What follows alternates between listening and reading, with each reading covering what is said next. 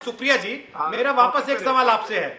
मैंने आपसे सवाल पूछा कि लद्दाख को ही लेकर सारी बातें हो रही हैं और आपके नेता प्रतिपक्ष कह रहे हैं कि साहब लद्दाख पे बात ही नहीं कर रहे। विरोधाभास तो आपकी खुद की बातों में है। आप सरकार को कह रहे हैं कि इनकी बात में विरोधाभास है। ठीक, चलिए, सरकार की बात में विरोधाभास है। केंद्रीय मंत्री नितिन गडकरी के बयान से आपने जो जिक्र किया उस पर मैं गौरव से सवाल ले लूंगा, लेकिन अपने विरोधाभास को तो सामने रखिए। वो क्यों है? ये सारी चीजें तो लद्दाख पर ही हो रही है ना, फिर वो क्यों कह रहे हैं कि लद्दाख की बात क्यों नहीं कर रहे? ऐसा है रोहित जी कि आपके घर में कोई घुस आए और कब्जा कर ले, या घुस ही आए, चलिए आपकी बात मान लेते हैं घुस आया है, हम उसको फेसबुक पर ब्लॉक करेंगे, उसका नंबर ब्लॉक करेंगे, उसको निकाल बाहर फेंकेंगे, उसको कड़ी सजा देंगे, तो विरोधाभास कोई नहीं है। प्रधानमंत्री ने कल राष्ट्र के नाम संदेश दिया, मैंने आपका भी चैनल देखा था, सारे चैनल देखे थे, 2 बजे से बिल्डअप हो रहा था, लेकिन चीन के बारे में कुछ नहीं बोला। मन की बात भी सुनी हमने प्रधानमंत्री की संडे को, चीन का नाम नहीं लिया।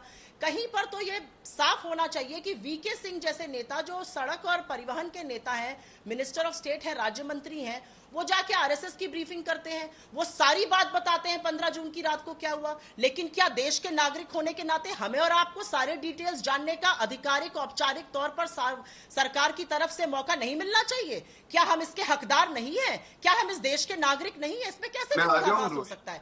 हम तो ये कह रहे हैं जो लद्दाख में हुआ है, 20 लोगों की हमारी मौत हुई है 45 साल में पहली बार, तो उसका बदला हमें लेना पड़ेगा। ऐप बैन करके उसका बदला हम नहीं ले सकते। अधीर रंजन चौधरी इस बात से नाराज हैं कि कल उन्होंने 80 करोड़ लोगों के लिए राशन योजना का ऐलान क्यों किया, चीन के सैनिकों को बाहर निकालने की बात क्यों नहीं कही? इस बात से नाराज है। उनको 12 घंटे लगे ये बात लिखने में। नहीं, मुझे नहीं लगता ऐसा कुछ होगा। देखिए, एक बात तो सत्य है और सत्य अब सबके सामने है कि ये कार्यक्रम या कोई भी कार्यक्रम इस आभार से शुरू होना चाहिए कि थैंक गॉड मनरेगा और फूड सुरक्षा जैसी योजना यूपीए लाई, आज वही संजीवनी बनकर देश में खड़ा है। जिस योजना को हम हमारी विफलताओं का प्रमाण कहते थे, आज वही एक अलग विषय है ना सुप्रिया। मैं पूछ रहा हूं सीधे सीधे तौर पर कि उन्होंने ये क्यों कहा कि लद्दाख की बात नहीं कर रहे, जब सारी चीजें लद्दाख के ही इर्द गिर्द हो रही हैं। आप फिर भी कह रहे हैं कि नहीं साहब, कर रहे हैं? तो आपकी अपनी बातों में विरोधाभास है ना। और भाटिया, फटाफट से जवाब दे दीजिए। केंद्रीय मंत्री नितिन गडकरी पर उन्होंने जो सवाल उठाया, एक कि आज वो कह रहे हैं प्रोजेक्ट में चीनी कंपनियों को नहीं आने देंगे, जबकि चिट्ठी लिखते हैं कि चीनी सामान जो आया पड़ा साहब उसको रिलीज कर दी, जो हमारे जो दुकानदार है वो फंसे हुए हैं, एमएसएमई वाले फंसे हुए हैं। फटाफट से अपनी बात रखिए गौरव, उसके बाद अजय आलोक और दिनेश जी आपके पास जल्दी। गौरव, मैं प्रश्न का उत्तर दे देता हूँ।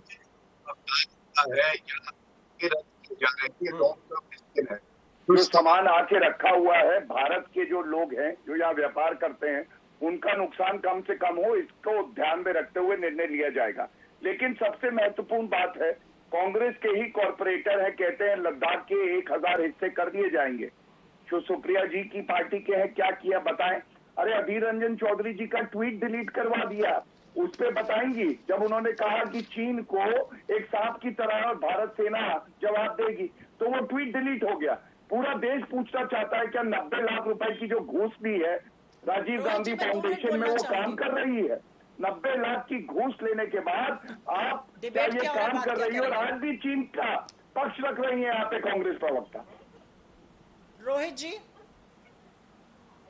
रोहित जी देखिए, ऐसा है कि मेरी राष्ट्रीयता पर और मेरे कुछ कहने पर कोई मुझे थोड़ा सा प्लीज, भारत का पक्ष रख रही हूँ। एक रिक्वेस्ट कर रहा हूँ, पहले 2 वक्ता और बचे हुए हैं, आप दोनों ने पर्याप्त समय लिया है अपनी अपनी बात कहने के लिए।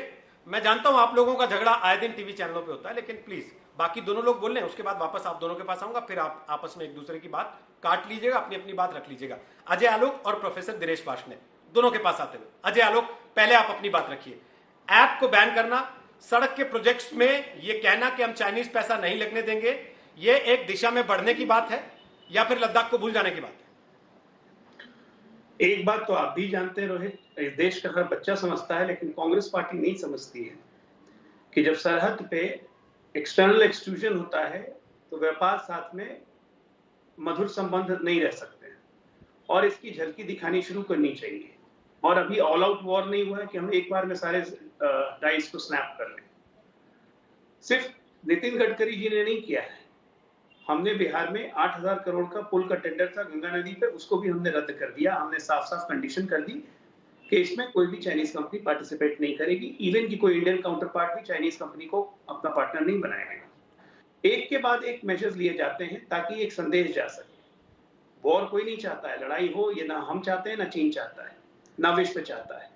लेकिन लड़ाई ना हो, लेकिन साथ साथ अपनी संप्रभुता भी बचा के रखनी है, अपनी इंटीग्रिटी बचा के रखनी है और अपने सैनिकों की शान बढ़ा के रखनी है। उसकी तरफ से एक रिस्पॉन्सिबल नेशन जिस तरह के भी कदम उठाए उसका समर्थन करना चाहिए, लेकिन यहाँ तो समर्थन बहुत दूर हो जाता है।